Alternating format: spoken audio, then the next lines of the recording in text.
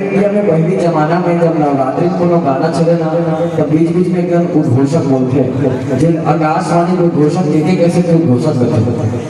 तब वो के कैसे थे उद्घोषक कैसे बोलेंगे मैं आप लोग बताऊं निवेदन में जगह जगह पर जोरदार ताली बजा दो आज की एक ताली में तो के कैसे का छेरी मिले घरों का आवाज नहीं निकली है नहीं एक बार जोरदार अब है ना चलो आपको सुना तो मैं के कैसे कोई घोषक जरा हम आकाशवाणी को घोषक गठन वो आकाशवाणी को घोषक कैसे बोलते हैं ना छत्तीसगढ़ के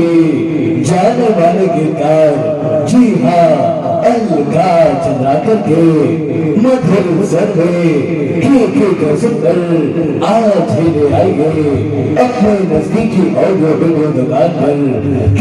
के सुंदर तेरा झुलना झुलाऊं गाई।